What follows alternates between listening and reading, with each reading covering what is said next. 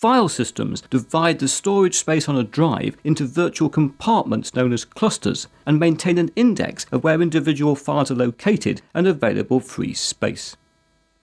The first DOS and Windows file system was known as the File Allocation Table, or FAT, with three major variants developed known as FAT12, FAT16 and FAT32.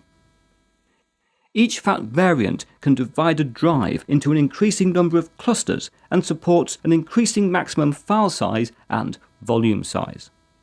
So, for example, FAT12 supported a maximum file and volume size of 32 megabytes.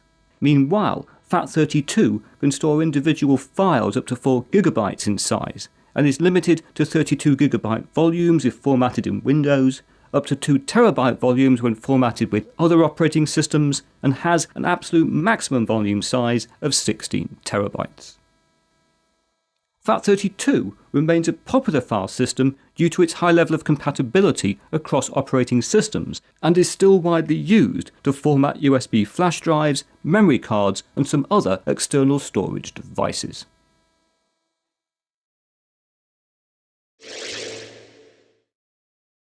Today, the most popular Windows file system is the New Technology File System, or NTFS.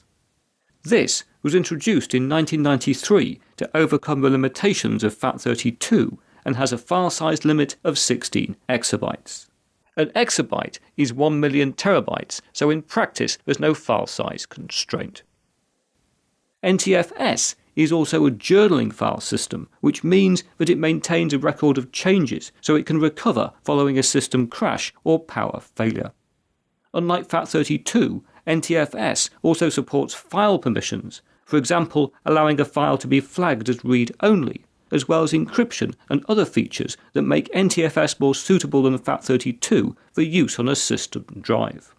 For these reasons, all modern versions of Windows must be installed on a drive that is NTFS formatted. The only real downside of NTFS is a lack of compatibility with older versions of Windows and non-Windows operating systems. For example, by default, NTFS volumes are read-only in macOS and in older Linux distros, and may not be readable at all on other devices such as standalone media players.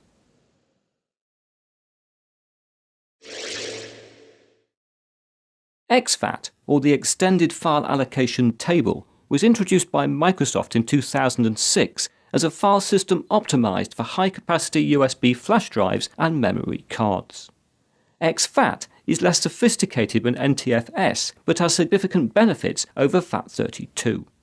Not least, the maximum file size is 16 exabytes, or effectively unlimited, which makes exFAT the best choice for formatting memory cards for recording video. For this reason, exFAT has been adopted by the SD Card Association as the default file system for SDXC memory cards. In terms of compatibility, exFAT enjoys wider non-Windows support than NTFS, with read and write support on Macs and recent versions of Android. This said, many Linux systems require extra drivers to be installed to access exFAT devices.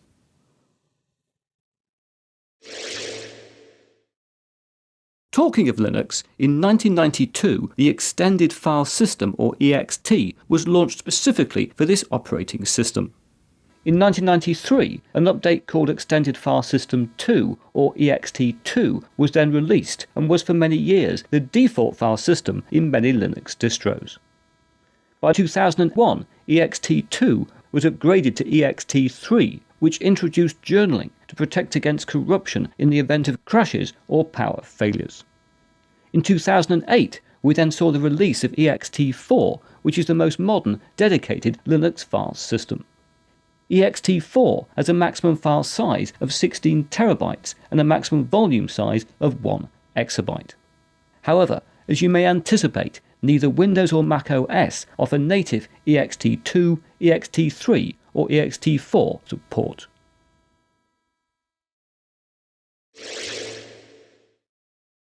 HFS, or the Hierarchical File System, was introduced by Apple in 1985 for use in Mac OS. It offers a maximum file size of 2 GB and a maximum volume size of 2 TB, and is also known as macOS Standard.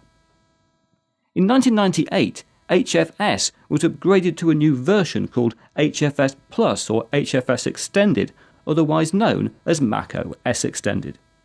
This added journaling and has a maximum file size and volume size of 8 exabytes when using macOS 10.4 or above. In 2017, Apple introduced a new file system called APFS, or the Apple File System, which is optimized for SSDs and other solid-state media.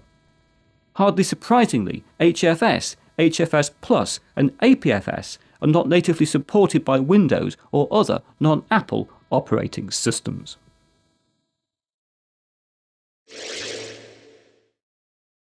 Finally, I thought I'd mention ZFS, or the Z file system.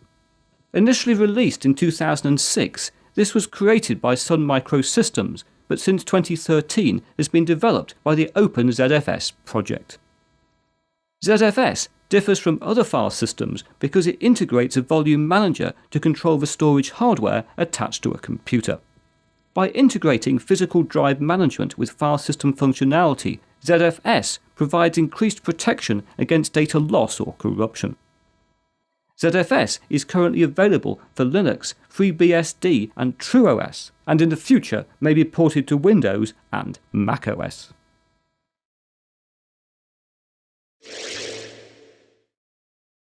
So, which file system should you choose? Well, for your system drive, you should or must choose the file system for your chosen operating system, which means NTFS for Windows, ext4 for a Linux distro, or HFS Plus or APFS on a Mac.